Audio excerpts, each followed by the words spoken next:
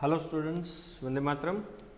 Welcome to all of you in this session number 1 of chapter number 13 Organisms and Population. So this chapter number 13 are included within the unit number 10 जिसका नाम है ecology. कहीं ना कहीं ये unit पूरा का पूरा एनवायरनमेंट से रिलेटेड 4 चैप्टर्स के बारे में है। So chapter number 13 organism and populations का introductory part. So our living world is fascinatingly diverse and amazingly complex.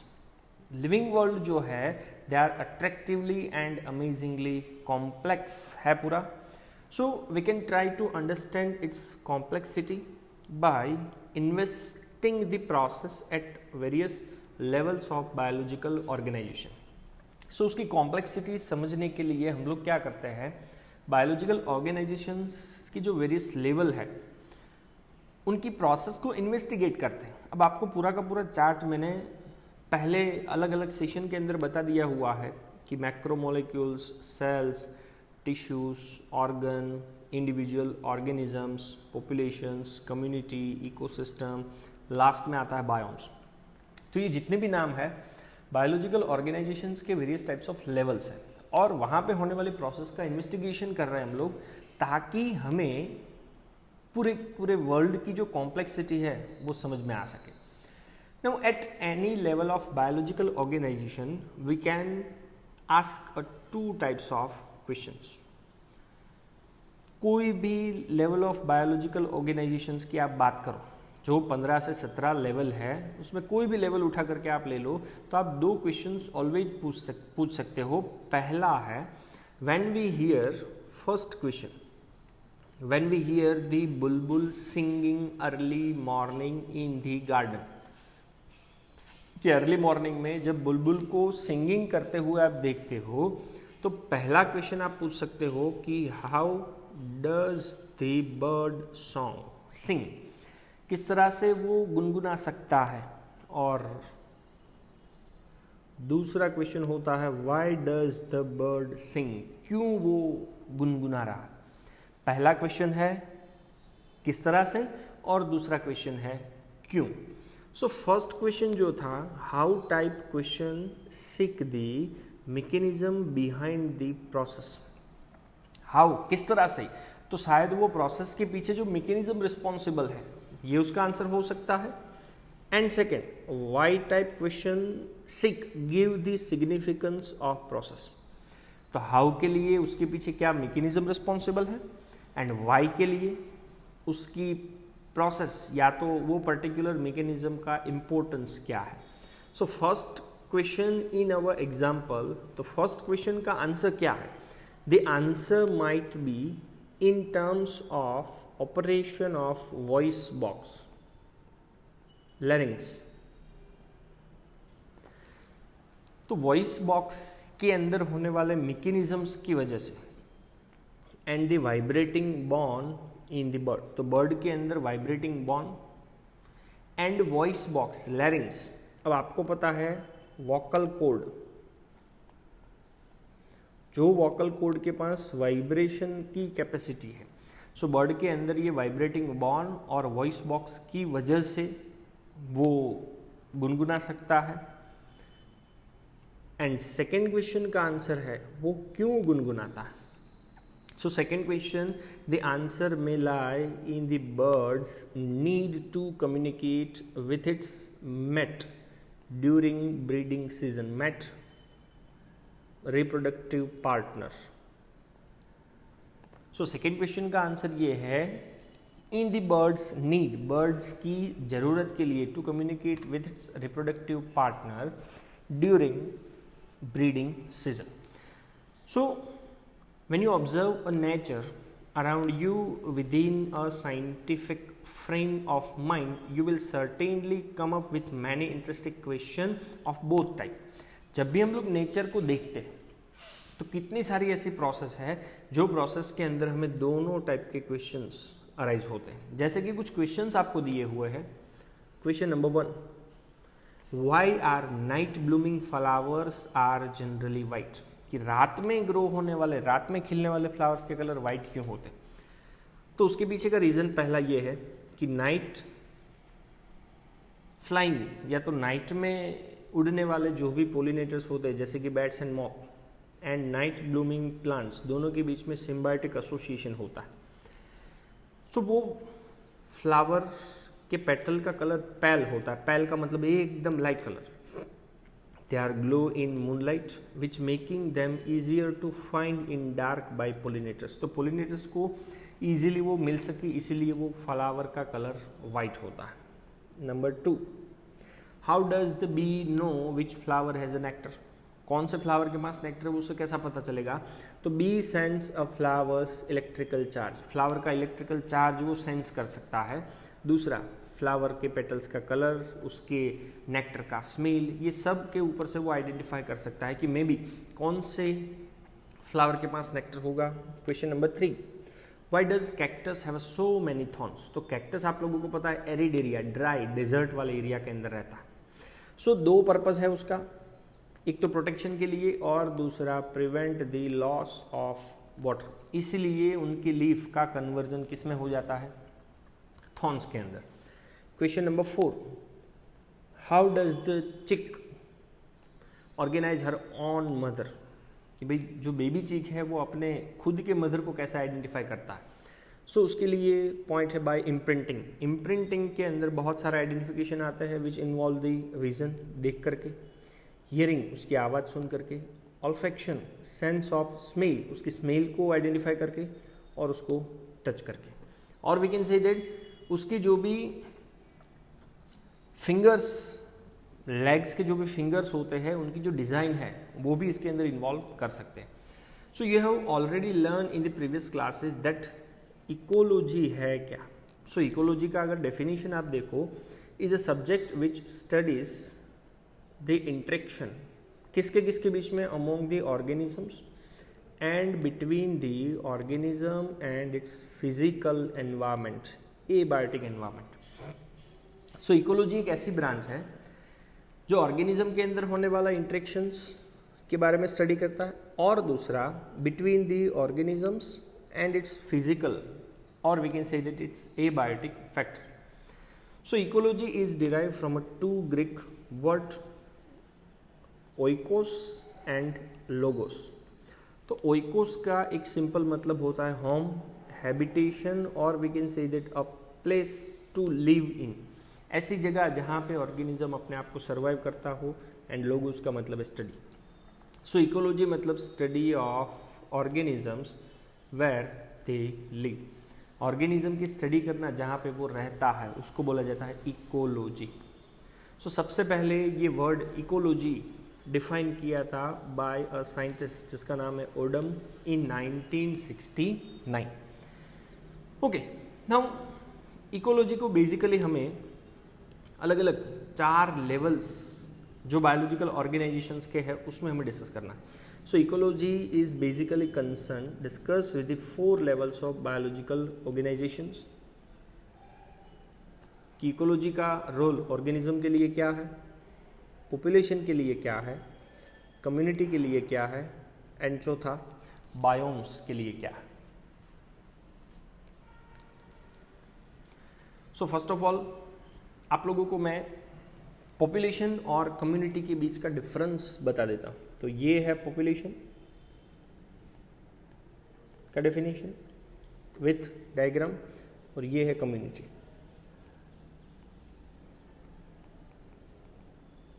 Okay, अब आप पहले डायग्राम देखो। तो डायग्राम के अंदर अगर आप देखोगे तो इसके अंदर खाली एक ही स्पीसीज आपको दिख रही है, और वो स्पीसीज का नाम है ए। और ये फिगर के अंदर आप देखो तो 4 स्पीसीज आपको दिख रही है, ए, बी, सी एंड डी। सो अब डेफिनेशन देखते हैं कि population is a group of individuals of a same species in a given area. तो ये जो राउंड दिया है वो एरिया है, और उसके अंदर एक ही ऑर्गेनिज्म के या तो एक ही स्पीसीज के ऑर्गेनिजम्स के बीच में इंटरेक्शंस हो रहा है तो वो हो जाता है पॉपुलेशन। वेरएज कम्युनिटी की बात करो तो a group of individuals of a different species with in a given area. तो सेकेंड राउंड के अंदर आपको दिख रहा है एक राउंड जिसके अंदर ABCD 4 स्पीसीज के ऑर्गेनिजम्स है और उनके बीच में इंटरेक्शंस हो रहा, तो उसे बोला जाता है पॉपुलेशन, सॉरी कम्युनिटी। सो ये डेफिनेशन हो गया पॉपुलेशन इकोलॉजी, और सेकेंड है community ecology. So in this chapter we examine ecology at organismic and population level. So particular ये चैप्टर के अंदर हमें 2 लेवल पे इकोलॉजी डिस्कस करनी है कि ऑर्गेनिज्मिक लेवल क्या है और पॉपुलेशन का लेवल क्या है। तो सबसे पहले डिस्कस कर लेते हैं organisms and its environment, organism और उसके बाजू का environment. So ecology as the organismic level is essentially physiological ecology. तो ऑर्गेनिज्मिक लेवल के ऊपर का जो इकोलॉजी है वो कहीं ना कहीं असेंशियली फिजियोलॉजिकल इकोलॉजी को कंसिडर किया जाता है। क्यों? which try to understand how different organisms are adjust to their environment in terms of not only survival but also reproduction. So ये इकोलॉजी एट ऑर्गेनिज्मिक लेवल पे क्या अंडरस्टैंड करने की ट्राई कर रहा है कि भाई अलग अलग ऑर्गेनिज्म अलग अलग एनवायरमेंट के अगेंस्ट में खुद को कैसे एडजस्ट करते हैं, एडेप्ट करते हैं। किसके लिए? खाली सर्वाइवल के लिए नहीं, बल्कि रिप्रोडक्शन करने के लिए भी। सो फिजियोलॉजिकल इकोलॉजी का मैंने डेफिनेशन दिया हुआ है कि सेल, टिश्यू, ऑर्गन का interaction with physical and chemical components of environment.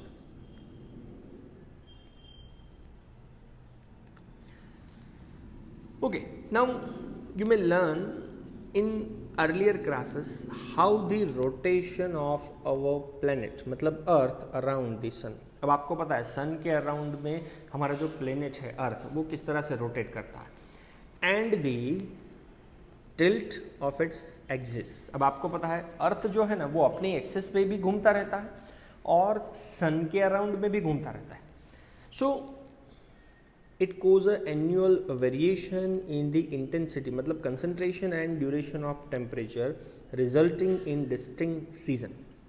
अब आपको पता है कि अर्थ सन के अराउंड में और खुद की एक्सिस पे घूमता रहता है, तो हर बार हर एक रीजन के अंदर टेम्परेचर का ड्यूरेशन या तो टेम्परेचर की इंटेंसिटी और कंसंट्रेशन सेम नहीं होने की वजह से हमें क्या दिखता रहता है, थ्रू आउट द ईयर अलग अलग टाइप के सीजन्स दिखते रहते हैं। So this variation together with the annual variation in precipitation. Listen, आज से प्रेसिपिटेशन के लिए आपको वर्ड याद रखना है, एक तो रेन की भी बात हो जाती है और दूसरा स्नो। स्नो का मतलब है आइस।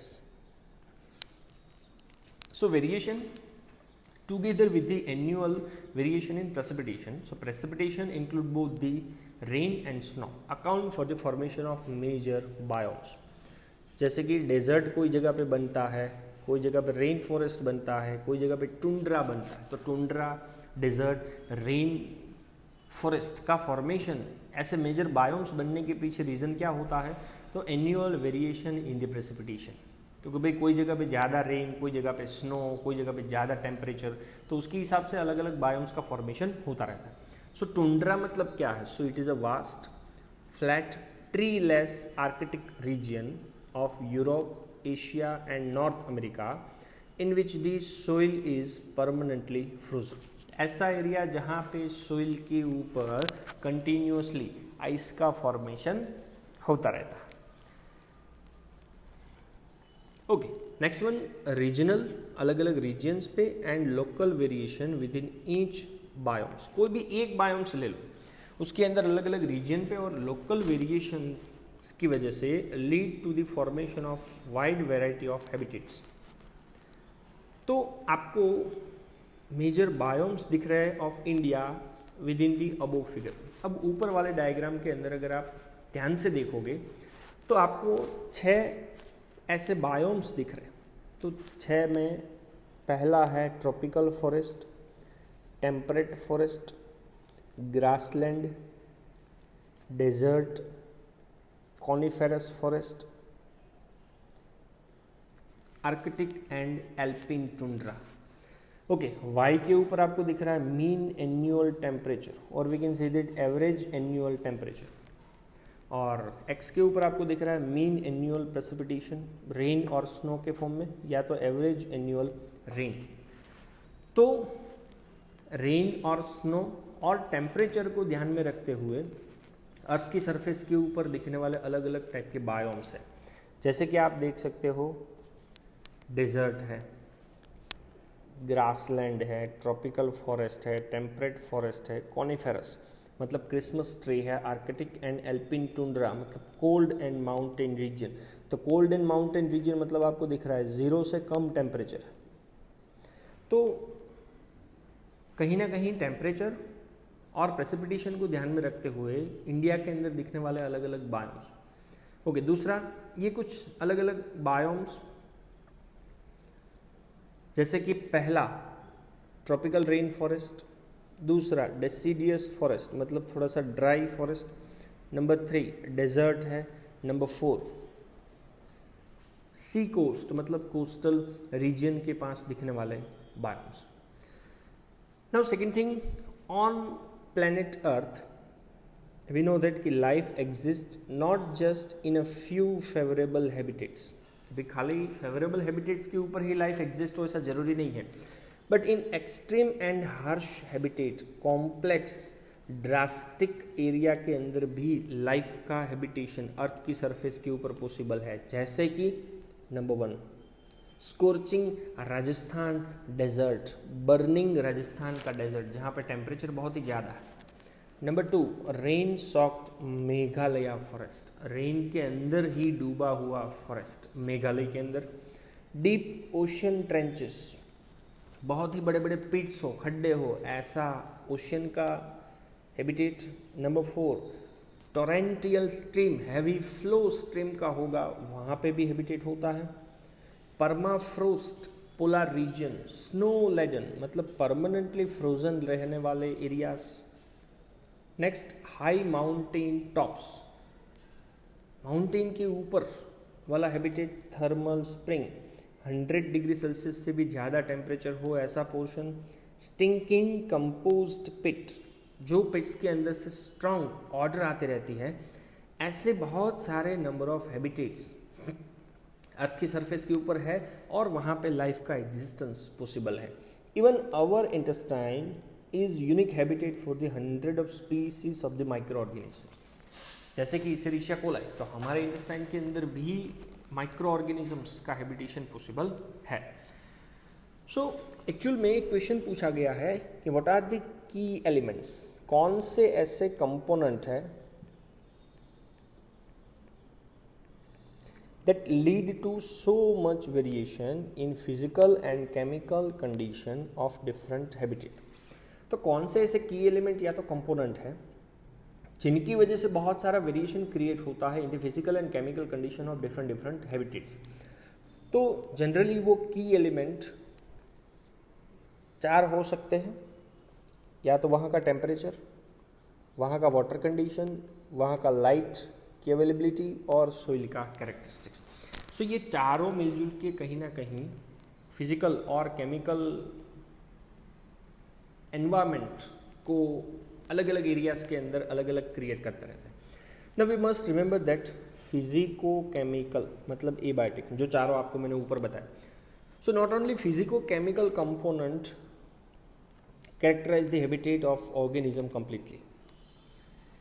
कोई भी ऑर्गेनिज्म का हैबिटेट या तो वो हैबिटेट का कैरेक्टरिस्टिक्स खाली एबायोटिक कंपोनेंट ही डिसाइड नहीं कर सकता, बट वो हैबिटेट के अंदर बायोटिक कंपोनेंट्स भी होते हैं जो पैथोजेंस, डिजीज क्रिएट करने वाले पैरासाइट, किसी लिविंग के ऊपर न्यूट्रिशन के लिए डिपेंड रहने वाले प्रीडेटर्स, किसी को मार करके अपना फूड का जो रिक्वायरमेंट है वो कंप्लीट करना, कंपिटिटर्स, एक ही सोर्स हो और वो सोर्स के यूटिलाइजेशन वाले 2 ऑर्गेनिज्म हो तो दोनों के बीच में कंपटीशंस होती।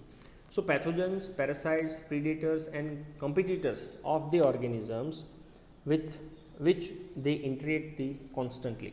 सो इन शॉर्ट यहाँ पे 2 वर्ड आते हैं कि एबायोटिक जैसे लाइट, टेम्परेचर, वाटर और सोइल, और बायोटिक दोनों के बीच में इंटरेक्शंस होगा और पर्टिकुलर ऑर्गेनिज्म का हैबिटेट का फॉर्मेशन हो पाएगा। So we assume that we suppose that over a period of time, बहुत सालों से organism had through natural selection, obviously we know that कि ऑर्गेनिज्म का नेचुरल सिलेक्शंस होता है, विच इवॉल्व एडेप्टेशन और adjust to optimise its survival and reproduction in its habitat. तो natural selection कब हो पाता है? जब वो ऑर्गेनिज्म दिए हुए एनवायरनमेंट का एडेप्टेशन एडजस्टमेंट मैक्सिमम करेगा ताकि खुद का सर्वाइवल और रिप्रोडक्शन वो पर्टिकुलर हैबिटेट के अंदर वो कर सके। Each organism has an invariably defined range of condition that can tolerate. अब टॉलरेट का मतलब है कि दिए हुए एनवायरमेंटल कंडीशंस को वो कितने टाइम तक बॉडी के साथ एडजस्ट कर पाता है। सो हर एक ऑर्गेनिज्म की ये जो डिफाइंड रेंज ऑफ कंडीशंस होती है जो टॉलरेट कर सकता है वो अलग अलग हो सकता है। Diversity in the resources it utilised, जो वो यूटिलाइज कर रहा है वो डाइवर्सिटी रिसोर्सेज की अलग अलग होती है। And distinct functional role in the ecological system, अब कोई हर्बीवोरस हो सकता है, कोई कार्निवोरस है, कोई ओमनिवोरस है। So all this together comprise it's नीचे, नीचे का मतलब है ऐसा सूटेबल प्लेस और एरिया फॉर द हैबिटेट। तो कोई भी ऑर्गेनिज्म का नीचे suitable place area for the habitat कौन कौन सी चीज़ों से बनता है? तो एक तो हो गया defined range of condition that can tolerate, जितनी अलग अलग कंडीशंस जो पर्टिकुलर एरिया के अंदर वो खुद को सर्वाइव कर सकता है। Second, diversity in the resources it utilise. And number 3, a distinct functional role in the ecological system. तो ये तीनों मिलजुल के कोई भी ऑर्गेनिज्म का पर्टिकुलर नीचे क्रिएट करेगा सूटेबल प्लेस और area for habitation of particular organisms. So this all are related with the introductory part and organism और उसका environment. Thank you very much. जय हिंद।